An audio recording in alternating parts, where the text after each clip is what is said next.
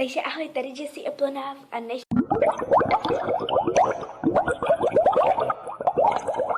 Super věc.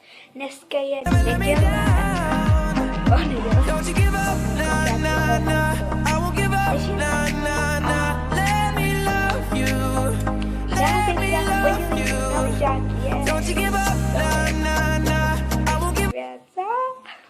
A já se strašně těším a chtěla jsem vám říct, že asi by měl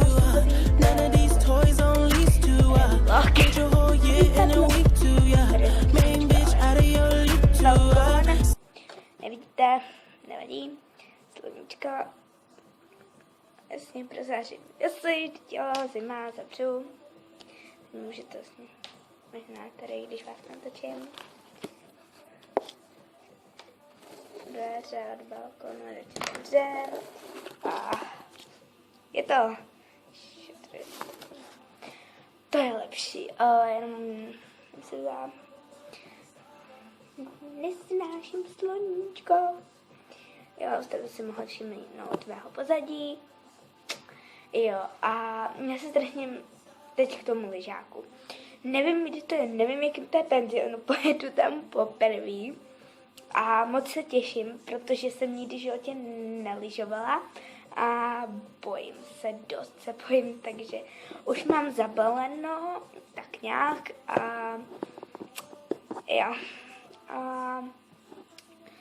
No, já se tam strašně těším, protože bude to taková prostě jakoby změna, ne?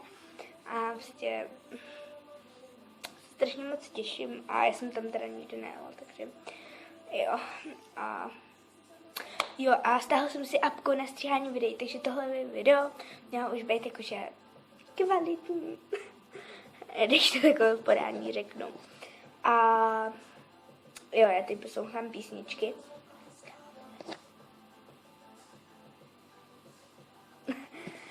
Jo, teď mi úplně září pusa. A rozhodně se těšte na challenge s Áďou z BFF. Takže se těšte a čau. Tak jo, ahoj.